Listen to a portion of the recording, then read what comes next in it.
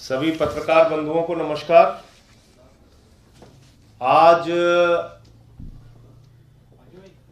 पूरी की पूरी भारतीय जनता पार्टी जो दिन रात प्रेस कॉन्फ्रेंस करने में महारत रखती है,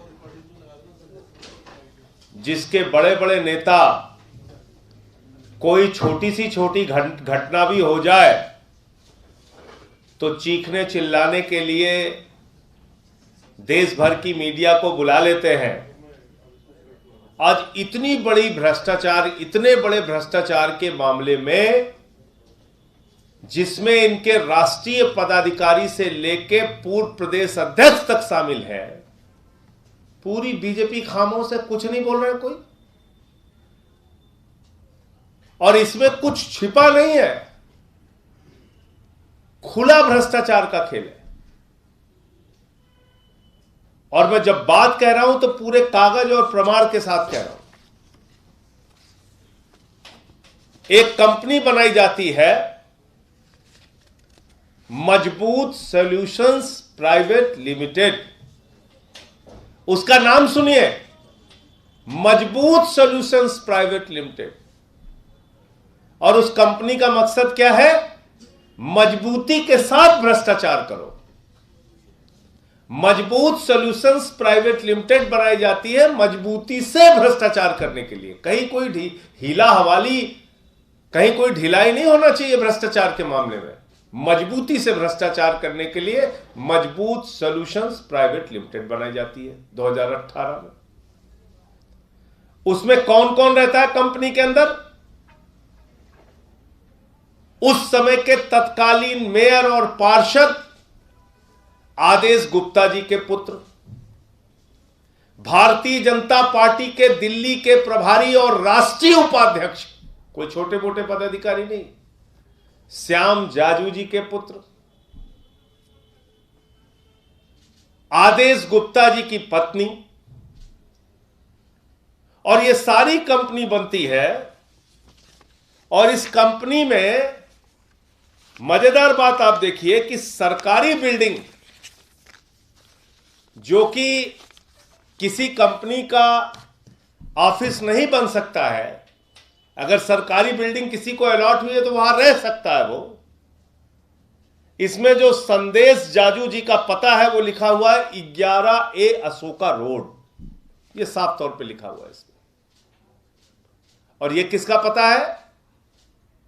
श्याम जाजू जी का पता है।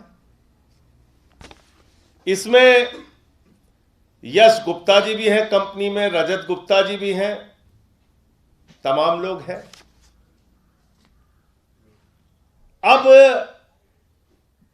मेरा सवाल यह है कि एक कंपनी आपने बनाई, उस कंपनी के माध्यम से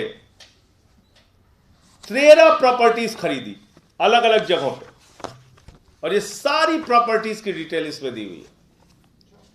13 अलग अलग जगहों पे प्रॉपर्टीज खरीदी गई है, करोड़ों रुपए की प्रॉपर्टी खरीदी गई है।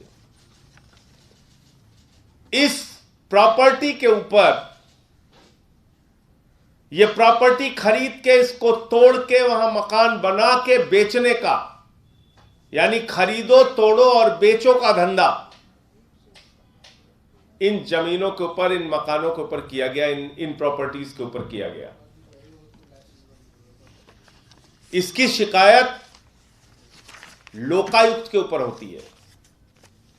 लोकायुक्त के पास जब शिकायत हुई, लोकायुक्त ने इसको अपने ढंग से जांच कराया, और जांच कराने के बाद लोकायुक्त एक बार नहीं 3 बार आदेश गुप्ता जी को बुला चुका है, लेकिन आदेश गुप्ता जी उसके सामने हाजिर नहीं हुए, जाकर अपनी कोई सफाई नहीं दी।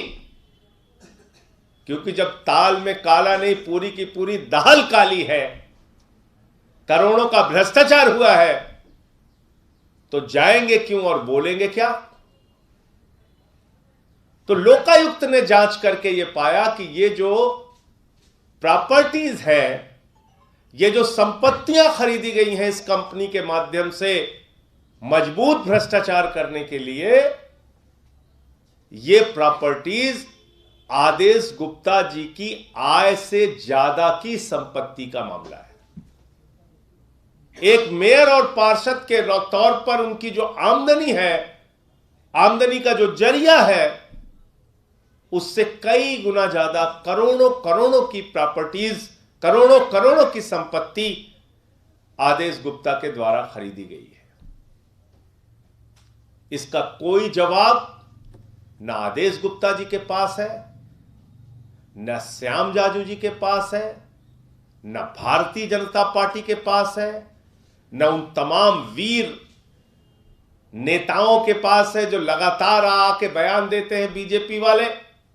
ये सारे कागज लोकायुक्त के कागज, लोकायुक्त में दिए गए शिकायत के कागज, कंपनी की डिटेल, और ये सब कुछ चिल्ला चिल्ला के ये कह रहे हैं कि ये मजबूत सॉल्यूशंस प्राइवेट लिमिटेड मजबूती से भ्रष्टाचार कराने के लिए बनाई गई है और आय से अधिक, सीधे सीधे खुली आंखों से आय से अधिक संपत्ति का, भ्रष्टाचार का, घोटाले का मामला है, पद के दुरुपयोग का मामला है। और इसलिए इसके बारे में भारतीय जनता पार्टी को अगर जरा सी भी उनके अंदर नैतिकता है, सामने आके इन विषयों पे जवाब देना चाहिए। आपका कोई प्रश्न हो आप पूछ सकते हैं। आदेश गुप्ता कह रहे हैं कि मानहानि का दावा करेंगे। मानहानि का दावा करेंगे या फांसी चढ़ा देंगे या गोली चला देंगे, ये सब तो सब कुछ कर सकते हैं, उसकी बात नहीं मैं कह, वो तो कर ही सकते हैं, कुछ भी कर सकते हैं। इन बातों का क्या जवाब दिया उन्होंने? कोई जवाब दिया? ये कंपनी कैसे एक सरकारी पते पे बन सकती है? ये कंपनी कैसे 13-13, 14-14 संपत्तियां खरीद रही है? ये कंपनी के पास पैसे कहां से आए? इसको इनकम कहां से हुई? और जो आपने मकानों को खरीदने, तोड़ने और बनाने का धंधा किया है, उससे कितनी आमदनी हुई आपको? इन सब बातों का जवाब दीजिए। बाकी आप मानहानि का केस करना चाहते हैं या जो कुछ भी करना चाहते हो तो करिए, उसके लिए कोई आपको मनाही थोड़ी, आपको जो करना है करेंगे आप। लेकिन इन बातों का जवाब क्यों नहीं दिया उन्होंने? लोकायुक्त से 3-3 बार उनको बुलाया गया, वो गए क्यों नहीं? ये बड़ा सवाल है। उनको बुला बस एक मिनट और, एक ज्वाइनिंग और।